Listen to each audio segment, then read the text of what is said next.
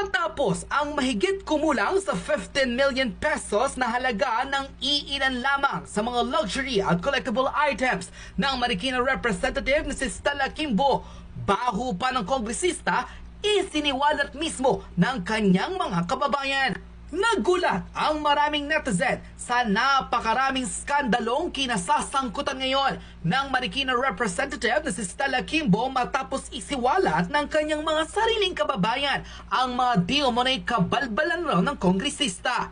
Bukod sa nakakalulang collectible items at di umunay hindi mabilang na ari-arian ni Kimbo, ibinulgar din ng political analyst na si Malu Tiquia ang mahigit sa 300 million pesos worth of ayuda fund para kay Kimbo na tila questionable raw at kung paano nito ginastos dahil 200,000 lang naman mahigit ang mga bumoto sa kanya. Saan raw nito dinala ang sobrang pera?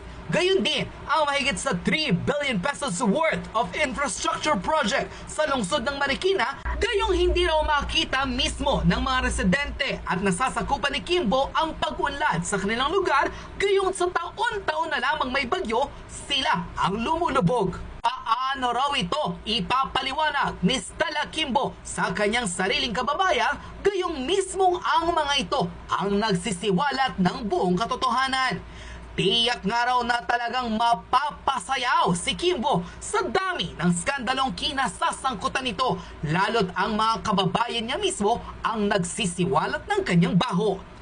Panoorin ang buong detalyadong balita kung saan tila nabulgar pa ang panibagong skandalong kinasasangkutan ng Marikina representative na si Stella Kimbo na bukod sa kanyang mga luxury items, tila nasiwalat na ang mahigit sa 300 million pesos worth of questionable ayuda at 3 billion pesos infrastructure project na hindi raw nakikita ng mga taga-Marikina. O yan ang umalingasaw ang iba pang baho ng representative na si Stella Kimbo matapos ang kanyang controversial statement patungkol sa di-umano'y budget decision ng House of Representatives na tanggalan ng mahigit sa 70% o 1 billion pesos plus ang original proposed budget ng OVP na 2.03 billion pesos. Kamakailan, tila ilang mga mamahaling luxury items at ilang mga collectible watches ang naihayag sa publiko na di umano'y pagmamay-ari raw ng representative na si Stella Kimbo.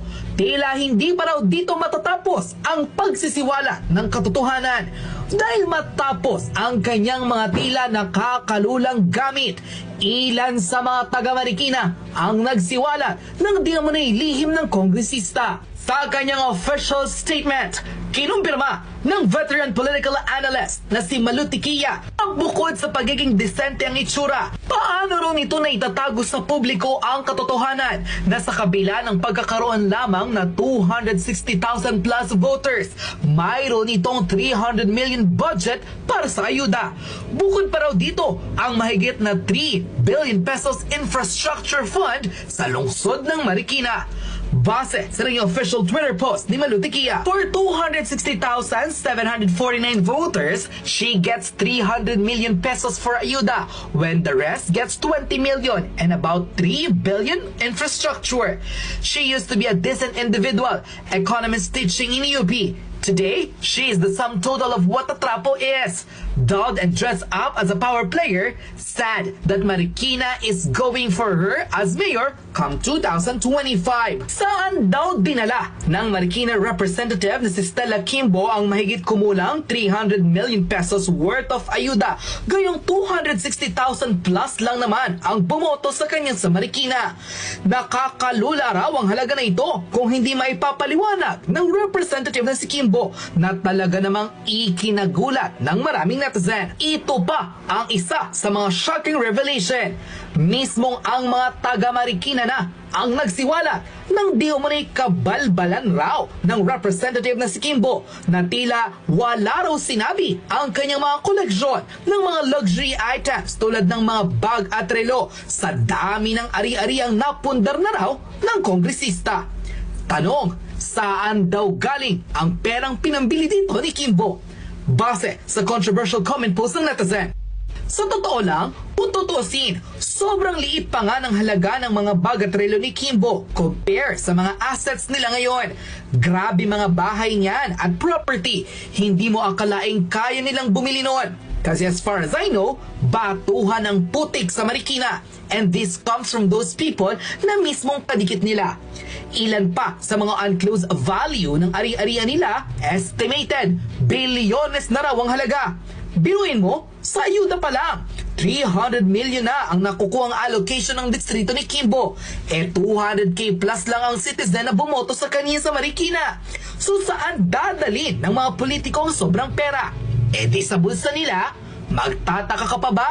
Dati, halos mukhang magmadam auring yang si Kimbo sa dami ng mga borloloy sa katawan. Pero ngayon, hindi niyan sasakay sa kaniyang luxury customized artista van nang hindi daang libo ang suot. One time, nagsuot pa yan ng puro diamante sa Congress. I think parang paired siya ng necklace, earring, and watch. And that jewelry is worth a tens of million in peso.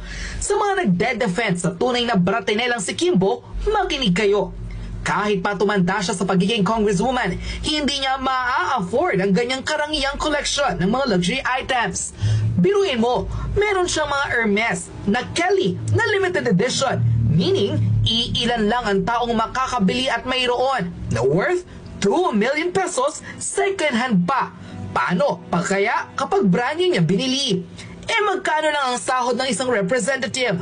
117 to 140,000 pesos per month. Sa isang taon, roughly 1.4 to 1.6 million pesos. So sa tingin mo, wala na siyang ibang gagastusin sa isang taon kundi bag? Mayroon siyang 4 na anak na nasa mamahaling eskwelahan nagsisipag-aral. Pagkain nila, utilities, guard and all. So tingin mo, saan nang galing ang pambili niya ng Hermes? Sa sarili niyang bulsa? Hell no! Kaya huwag kayong magtanga-tangahan. Alam nyo ang mga kalakaran ng mga politiko sa Pilipinas. Ang mga yan may sabwatan sa mga kapwa nila politiko kung paano sila kikita sa mga government project. She is a representative from Marikina, a city na mayroong bilyong pisong budget kada taon, particularly sa mga infrastructure. Pero every time na may bagyo, sila ang unang lumulubog. Ang mga kababayan ni Kimbo, nagdedelubyo. Siya, binabaha? Oo, binabaha ng pera ang bulsa niya at iba pang mga magnanakaw sa gobyerno. Ang lakas ng loob na ipagmalaki na ni sila ang nagtapyas ng budget ng OVP. And she even said na nakikita nila na dapat itong ilagay sa DOH at DSWD na mas magiging effective daw na ahensya. Mga gonggong, wala kayong maloloko. Mga budget na yan, yes, ilolocate nyo sa DSWD at DOH. Pero kayo rin ang makikinabang. Bukod sa kickback, panay pa ang toto-op nyo kapag may ayuda and cash assistance program. Biruin nyo, pati tupad, hindi nyo pinalagpas, ninakawan nyo pa. Di bali sana kung madaling lumapit sa inyo, pero ang totoo, pinagmumukha nyong tangang mga tao. Papatawag nyo ng maaga, tapos pag-aantayin nyo ng hapon sakalang kayo magsisimula, tapos ang ibibigay nyo 1 to 3K, malaki na ang 5K, tapos samot-saring pagpapanggap pa at pagpapapicture ang gagawin nyo, may masabi lang na tumutulong kayo sa tao. Pera namin yan, mga nakakapanglumo kayo, may araw din kayong mga magnanakaw. Bilang na ang mga araw nyo, mga perwisyo, mga pahirap sa tao. Lahat ng pagpapahirap nyo sa tao, pagbabayaran nyo. Lalo ka na Kimbo. Ang tita ko nagtitinda sa riverbank sa Marikina. Pinalayas nyo pa. 6 mga anak noon, pero hindi kayo naawa. Tapos kayo, anong ginagawa nyo? Puro kayo pagnanakaw ang alam. Tandaan mo to Kimbo, hindi ka na mananalo sa susunod na eleksyon. Umpisa pa lang ang lahat ng mga lihim na ibubulgar namin sa publiko. Kaming mga taga Marikina ang nakakaalam ng mga baho nyo. Ikaw at ang asawa mo. Tandaan mo, umpisa pa lang to at lalabas na ang lahat ng itinatago nyo sa mga tao. Unquote. Si ibulgar ng mismong nasasakupan ni Stella Kimbo ang di umunay lihim ng kongresista.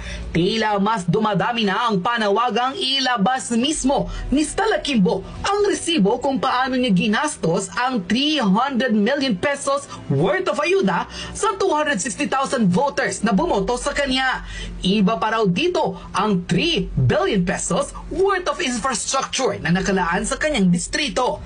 Paano ipapaliwanag ng kongresista ang lahat ng ito bukod sa napakarangyang buhay at mga luxury items na di umano'y pagmamay-ari nito? Mukhang may basihan nga raw ang lihim di umano na ibinulgar ng well-known political analyst na si Malu Tiquia, kung saan sa kabila ng pagkakaroon ng dissenting itsura ng representative na si Kimbo, paano raw niya ipapaliwanag ang lahat ng mga aligasyon sa kanya patungkol sa marangyang buhay nito na tila dinaig pa ang isang bilyonaryo. Sa katunayan, tila sinigundahan ito ng political blogger na si Crisette Loretta Chiu, kung saan bukod sa kanyang mga mamahaling ari-arian tulad ng mga bag at relo, tila ano pa raw ang halaga ng mga bahay, diamante at perlas at ilang mga ari-arian ni Kimbo na tiyak nakakalula raw ang presyo. Ayon sa kanyang public post, what we've been so far, as in yung nakita lang natin roughly estimates 3 Hermes at 1.5 million pesos each to 4.5 million. Yung basic yon unless Crocs or Emboss yung isa sa mas mahal pa na bongga. Patek Philippe watch, 3 million pesos. Rolex, 1.5 million. Van with customization, 4 million to 5 million pesos. Cartier watch worth 500,000.